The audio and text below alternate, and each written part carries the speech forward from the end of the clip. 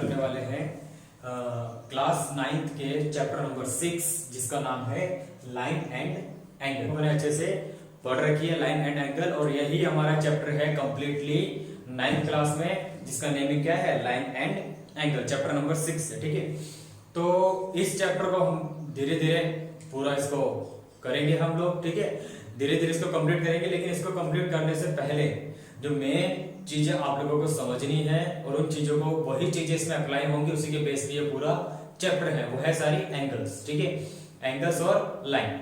ठीक है, तो मैं आप लोगों को पहले एंगल्स के बारे में बताना चाहूंगा कि एंगल्स कितने टाइप के होते हैं और एंगल्स कौन कौन से होते हैं, और ये सारे एंगल कौन किस तरीके से और कहां पर बनता है। ठीक है, ये सारे एंगल पहले मैं आपको रिमाइंड कराना चाहूंगा। ठीक है, जैसे कि आपने पढ़ाई होगी अभी पीछे 7th 8th क्लास में आप लोगों ने पढ़े हैं, तो आपने पढ़ा होगा एक्यूट एंगल, ऑब्ट्यूज एंगल, फिर right angle, complete angle, vertically opposite, alternate angle, ये सारे एंगल्स आप लोगों ने पढ़ रखे हैं। ठीक है, यही मैं रिमाइंड कराना चाहूंगा इस चैप्टर को स्टार्ट करने से पहले। ठीक है, तो आज की वीडियो में पढ़ेंगे कि एक्यूट एंगल, ऑब्ट्यूज एंगल, ये सारे होते क्या हैं, कैसे बनते हैं। ठीक है, तो चलिए स्टार्ट करते हैं। देखिए, सबसे पहला हमारे पास एक पहला एंगल आता है, जो हमारे पास सबसे जो छोटा एंगल जो बनता है हमारे पास, वो एंगल क्या होता है, एक्यूट एंगल। ठीक है, तो सबसे पहले हम उसी के बारे में पढ़ेंगे। पहला एंगल कौन सा होगा हमारा, एक्यूट एंगल। ठीक है, तो देखिए एक्यूट एंगल होता क्या है। ठीक है, चलो देखते हैं इसको। एन एक्यूट एंगल इज, जो एक्यूट एंगल क्या होता है, greater than 0 degree, greater 0 degree and less then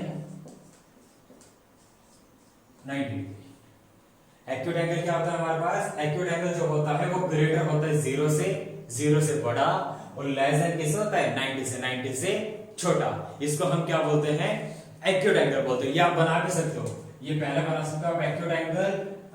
इसको हम क्या बोलेंगे, ये हमारा सपोज करके ये हमारा बन गया 45 डिग्री। कितना बन गया, 45। इसको हम क्या बोलते हैं, एक्यूट एंगल। कोई और बना दो, दूसरा कोई और बना लो आप, ये बन गया हमारा कितना, 30 डिग्री। ये भी क्या होगा, एक्यूट एंगल। 90, 30, 20, 45, 70, 50, ये सारे कैसे होंगे, एक्यूट एंगल होंगे हमारे पास। ठीक है, तो इतना समझ आया। तो अब इसके बाद हम देखते हैं कौन सा, राइट एंगल। ठीक है, सेकंड पे आप क्या पढ़ेंगे, राइट एंगल।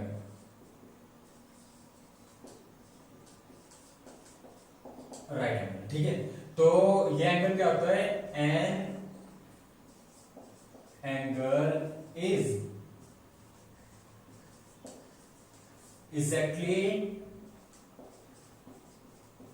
Major 90 degree. ठीक है, ये एंगल क्या होता है, राइट एंगल क्या होता है, राइट एंगल एग्जैक्टली मेजर करता है कितना, 90 डिग्री। ना तो ये 90 से बड़ा होता है, ना ही 90 से छोटा होता है। ये एग्जैक्टली कितना होता है, 90 डिग्री, जो हम लोगों को पता है और हम लोग बनाते हैं। ये इसको हम क्या बोलते हैं, ये है हमारा 90 डिग्री यानी राइट एंगल। ठीक है, अब इसके बाद थर्ड एंगल क्या आएगा हमारा, थर्ड एंगल हमारा होता है ऑब्ट्यूज एंगल। देखो ऑब्ट्यूज एंगल आएगा हमारा थर्ड। ठीक है, तो ऑब्ट्यूज एंगल क्या होगा हमारे पास, आप लोगों ने पढ़ा है, ऑब्ट्यूज एंगल क्या होता है, लाइक अ एक्यूट एंगल। ठीक है, एक्यूट एंगल के जैसे ये एक्यूट एंगल किस किस के बीच में मेजर होता है, 0 डिग्री और 90। लेकिन ये इससे क्या होता है, an obtuse angle is greater than किससे हो गए, greater than 90 degree and less than 180 degree. Obtuse angle क्या होता है, 90 डिग्री से बड़ा होता है और 180 डिग्री से छोटा होता है। इन बीच के जो भी एंगल बनते हैं वो सारे कौन से एंगल होते हैं, ऑब्ट्यूज एंगल होते हैं। ठीक है, an obtuse angle is greater than 90 and less than 180 degree. ठीक है, ये सारे एंगल कैसे होते हैं, ऑब्ट्यूज एंगल होते हैं। अब देखो इसके बाद हमारे पास आएगा स्ट्रेट एंगल। ठीक है, फोर्थ वाला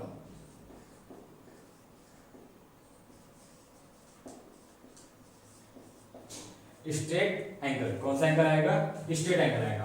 देखो स्ट्रेट एंगल कैसे बनेगा हमारे पास, स्ट्रेट एंगल हमारे पास कैसे बनेगा, स्ट्रेट एंगल हम लोग जानते हैं सब, स्ट्रेट एंगल होता क्या है कि ये एग्जैक्टली मेजर करता है कितना, स्ट्रेट एंगल एग्जैक्टली मेजर करता है 180 डिग्री, ठीक है। तो हम क्या लिखेंगे इसको, एन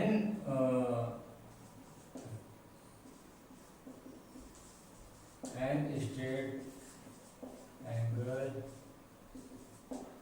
एग्जैक्टली मेजर 180, कितना मेजर करेगा, 180 डिग्री करेगा, एग्जैक्टली कितना मेजर करेगा, 180 डिग्री, इसको हम क्या बोलते हैं, स्ट्रेट एंगल बोलते हैं। अब इसके बाद 5 वाला आएगा हमारे पास, 5, तो 5 वाला कौन सा एंगल लेंगे, स्ट्रेट हो गया हमारे पास, फिर इसके बाद आएगा 180 से ज्यादा, कौन सा होता है जो 180 से ज्यादा और 360 से कम होगा, उसको क्या बोलते हैं, रिफ्लेक्शन एंगल, क्या बोलेंगे, रिफ्लेक्स। हमारे पास इससे बाद आएगा रिफ्लेक्स एंगल, रिफ्लेक्स एंगल। देखो इसको देखते हैं क्या होगा, an reflex angle is, and reflex angle is क्या होगा,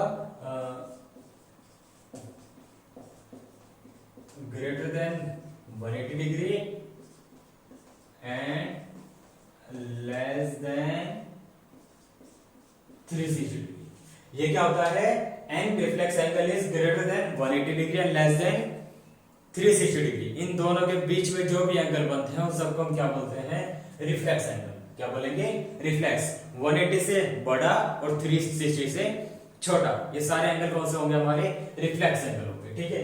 अब इसके बाद 6 वाला हम देखेंगे, 6 वाले को हम क्या बोलेंगे, 6 वाला हमारा आएगा complete angle,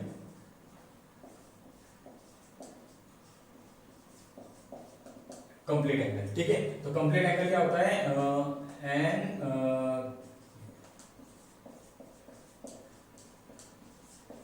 complete angle is, ये भी क्या होता है, एग्जैक्टली, एग्जैक्टली हम इसको क्या करेंगे, एग्जैक्टली मेजर 360, क्या होता है, एग्जैक्टली मेजर करते हैं कितना, 360 डिग्री के एंगल को हम क्या बोलते हैं, कंप्लीट एंगल। वो कौन सा एंगल होता है, कंप्लीट, ठीक है। यहां तक कि हमारे एंगल कुछ हद तक कंप्लीट हुए, लेकिन इसके बाद भी हमारे एंगल्स कुछ अलग तरीके के होते हैं, ठीक है, जिनको हम क्या बोलते हैं, सप्लीमेंट्री और कॉम्प्लीमेंट्री और वर्टिकल अपोजिट, ये इस तरीके के एंगल है, ठीक है। अब इसके बाद देखते हैं सप्लीमेंट्री एंगल क्या होता है, ठीक है। यहां तक क्या हमारा हो गया, सप्लीमेंट्री से पहले क्या आएगा, कॉम्प्लीमेंट्री एंगल, ठीक है। 7 वाला, 7 एंगल क्या आएगा,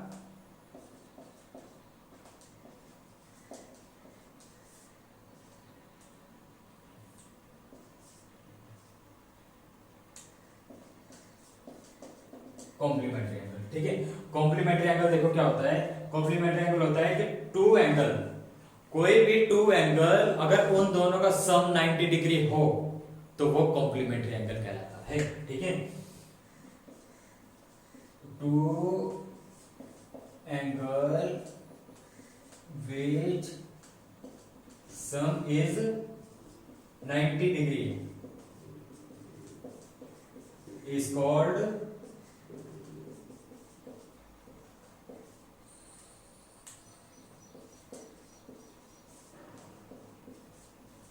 कॉम्प्लीमेंट्री। कोई भी दो एंगल अगर हम लेंगे, जैसे कि मैं देखो फॉर एग्जांपल देता हूं आपको, एंगल अगर हम लेंगे कोई भी एंगल, एक एंगल हमने ले लिया है 30 और दूसरा हम कितना लेंगे एंगल हम लेंगे लगभग 30 के बाद दोनों का सम कितना होना चाहिए 90, तो दूसरा कितना आएगा 50। ये फॉर एग्जांपल है, मेजर थोड़ा अलग क्या है, एक 30 होगा और कितना हो गया 50। ये दोनों अगर हम दोनों का सम करें तो कितना आ रहा है 30 और 50 कितना आ रहा है 90। तो ये क्या होगा, कैसा हो गए, ये दोनों एंगल कैसे होंगे कॉम्प्लीमेंट्री एंगल। अब ऐसे ही सेम आएगा हमारे पास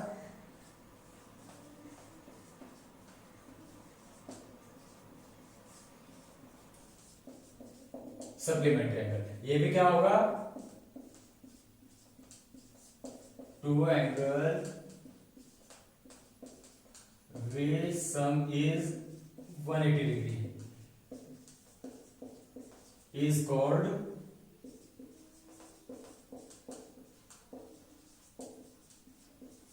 इज कॉल्ड सप्लीमेंट्री एंगल। कौन सा होगा? Is called supplementary angle. इसमें क्या होगा कि दो एंगल हमारे पास ऐसे होंगे जिन दोनों का सम कितना आ रहा होगा? 180। दो एंगल अगर हम ले, जैसे कि दो एंगल ले लेते हैं, एक ही हो गया 90, एक ही हो गया 90, तो इन दोनों का सम कितना आएगा? 180। 90 डिग्री 90 डिग्री, दोनों का सम कितना होगा? 180 डिग्री। इसका मतलब ये कौन सा एंगल हो गया हमारे पास? ये है हमारे पास सप्लीमेंट्री एंगल, और ये कौन सा है? Complementary angle. ठीक है, यहां तक के हमारे एंगल कंप्लीट। देखिए अब इसमें हम 3 एंगल अब पढ़ने वाले हैं। अभी तक के तो हमारे एंगल कंप्लीट हो गए, अब 3 एंगल पढ़ने वाले हैं। उनमें से हमारा 8 का, 8 के बाद हमारे पास कौन सा आएगा? 9। 9 को हम क्या लिखेंगे?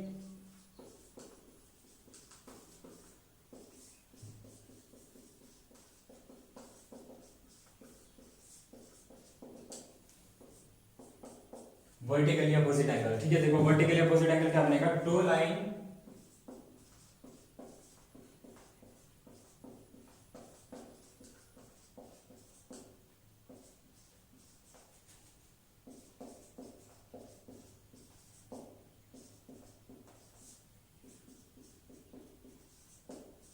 देखो जब क्या होगा कि two line intersect each other at any point O. जब दो लाइनें एक दूसरे को इंटरसेक्ट करेगी किस पे? At any point O. ठीक है, फिर क्या होगा? Therefore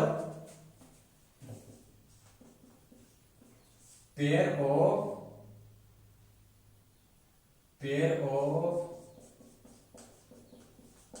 opposite angle are equal. Pair of opposite angle are equal. जब दो लाइनें आपस में एक दूसरे को इंटरसेक्ट करेंगी किसी भी पॉइंट पे, हम पॉइंट का नाम क्या ले लेते हैं? ओ। किस पॉइंट पे? ओ, एट एनी पॉइंट ओ। तो जब ओ पर वो दोनों एक दूसरे को इंटरसेक्ट करेंगी तो उसके बाद opposite angle, pair of opposite angle क्या होंगे? आपस में इक्वल होगा। देखो किस तरीके से होगा? ये टू लाइन है, line first and line second, ये दोनों ये पॉइंट को हम क्या मान लेंगे? ओ। किस पे करती है? At any point O. Pair of opposite angle, opposite कौन सा बनेगा? एक ये बनेगा और ये वाला, ये दोनों आपस में कैसे होंगे? इक्वल होंगे। ये क्या है? Vertically opposite angle. ठीक है, ये हमारे पास क्या बना है? Vertically opposite angle. इसके बाद कौन सा आएगा? 10।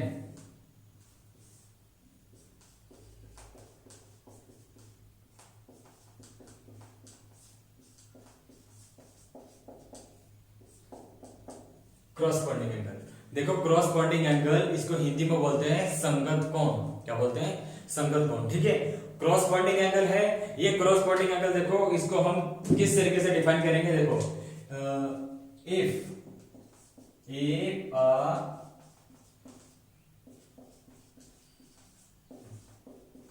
Transversal line, if a transversal line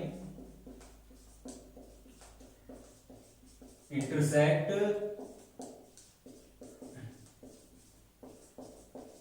two parallel line. अगर क्या करती है? If a transversal line intersect two parallel line, अगर एक ट्रांसवर्सल लाइन इंटरसेक्ट करेगी किसको? टू पैरेलल लाइन को। ठीक है, तो फिर इसके बाद क्या होगा? देन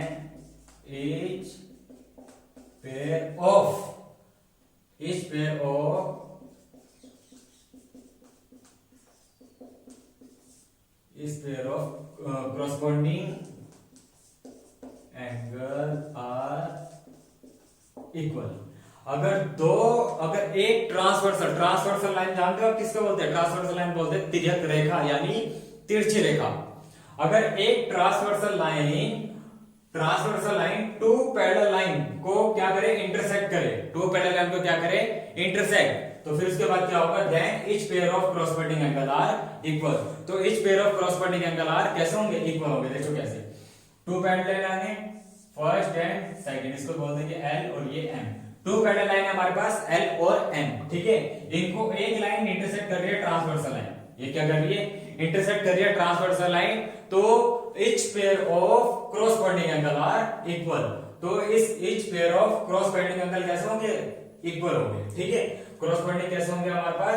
इक्वल होंगे। ठीक है, तो कैसे इक्वल होंगे वो देखो। अगर पहले एंगल हमारा यहां बनेगा तो दूसरा एंगल हमारा कहां बनेगा, यहां पर। ये दोनों कैसे हैं, क्रॉसपोंडिंग एंगल है। इधर से देख लो, अगर पहले एंगल ये वैसे ये की फिगर सही है, ठीक है। कैसे बनेगा, अगर एक एंगल हमारे यहां बनेगा, दूसरा कहां बनेगा, इधर बनेगा, ठीक है। ये दोनों एंगल कैसे है, क्रॉसपोंडिंग एंगल है, और दोनों आपस में कैसे होंगे, बराबर होंगे, इक्वल होंगे, ठीक है। अब इसके बाद लास्ट बचता है हमारा 11, वो कौन सा एंगल होता है, अल्टरनेट एंगल। इसको बोलते हैं, इसको अल्टरनेट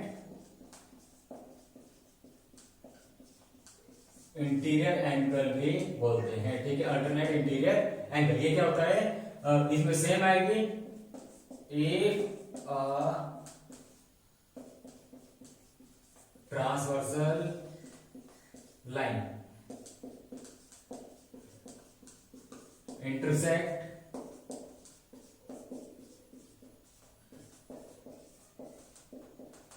टू पैरेलल लाइन। अगर एक ट्रांसवर्सल लाइन इंटरसेक्ट करे किसको, टू पैरेलल लाइन को, तो क्या होगा, देन each pair of